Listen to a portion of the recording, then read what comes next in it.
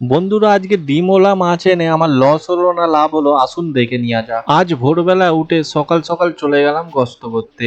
আড়তে গিয়ে দেখি পুরো মার্কেট আজকে ফাঁকা, তাই অনেক দাম দিয়ে তিনটে ডিমওয়ালা রুই আর অল্প কিছু খয়রা মাছ নিয়ে চলে এলাম। আজকের বন্ধুরা যেহেতু শ্রাবণ মাসের সেকেন্ড শনিবার, তো অনেকেই নিরামিষ করে বড় ঠাকুরের বারের জন্য, তাই অনেক ভাবনা চিন্তা করে আজকে মাছ নিয়ে বেরাচ্ছি। দেখা যাক কপালে কি আছে। যেহেতু বন্ধুরা এগুলো ডিমওয়ালা মাছ, তাই এর দাম বাড়িয়ে বেচা যাবে না। এর পেটি কাটা 200 টাকা করে বেচতে হবে আর গাদা 250 টাকা করে বেচতে হবে। আর ডিম আজকে আমি 15 টাকা সই বেচবো। আর এই যে খয়রাগুলো দেখছেন এখনো 120 টাকা কেজি। আসুন বন্ধুরা আপনাদের একটা মাছ কেটে দেখাই। দেখছেন বন্ধুরা, মাছের থেকে এর ডিম বেশি। মাছটা যদি 1.5 কেজি হয় তাহলে এর 500-600 ডিমই আছে। সেই জন্য এইসব মাছের পেটি খুবই পাতলা। কিন্তু বন্ধুরা এখন কিছু করার নেই, যেহেতু বর্ষার সময় চলছে, ডিম ছাড়া রুই খুবই কম পাওয়া যায়, আর যেগুলো পাওয়া যায় সেগুলোর দাম অনেক হাই। সেই জন্যই আমাদের ডিমওয়ালা মাছ এনে এখন বেচতে হচ্ছে। ডিমওয়ালা মাছ আনলে কি বলুন তো, এটা গাঁদা তো যারা খায় তাদের জন্য ঠিকই আছে, কম দামে ভালো গাঁদাও পাচ্ছে। কিন্তু যারা পেটি পছন্দ করে তাদের একটু অসুবিধা হয়ে যায়, একদম আঁশ পাতলা পেটি হয়, তাদের ঠিক নিয়ে পোষায় না, খেয়েও পোষায় না।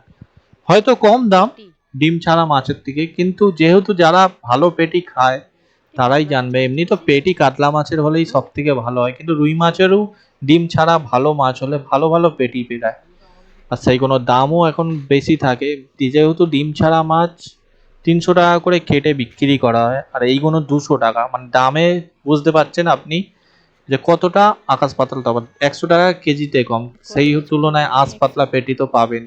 আর এইসব গোটা মাছও যে ডিম বললাম বলে কম দামে আমরা কিনে আনি সেরকম না, এগুলো পাইকারি হয় 150 টাকার উপরে। তার মধ্যে ডিম তো 150 টাকা করে কিনে এনে 150 টাকা করে বেচতে হয় আমাদের। আজকে পাইকারি হয়েছে শুনলে অবিশ্বাস্য করবেন, 155 টাকা করে আমি কিনে এই মাছ আমি কিনে আনি 140 টাকা 130 টাকা এরকম কিনে আনি। কিন্তু যেহেতু আজকে বললাম শুরুতেই, মার্কেট আজকে অনেক হাই, বা জানি না কেন অনেক হাই আছে, তাই অনেক রিস্ক নিয়ে আনলাম এই 3 খানা রুই। দেখা যাক সারাদিনে বেচতে পারি কিনা, এমনিও শনিবার আছে আজকে। যা থাকবে কপালে সেটাই হবে।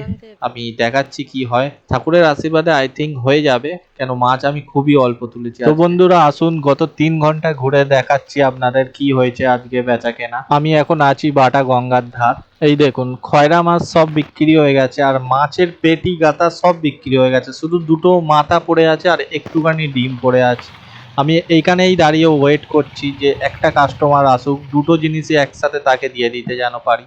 এইদিকে আমার যাওয়ার অনেক বড় রুট আছে, কিন্তু যেহেতু মাছ নেই তাই ফাঁকা ভ্যান নিয়ে ঘোরাটার কোনো মানেই হয় না। বন্ধুরা এখানে দাঁড়ানোর পর ফাইনালি একটা কাস্টমার এলো, ওনাকে ডিম আর মাথাটা দিয়ে আজকের মতন দোকানদারি এখানেই শেষ করলাম।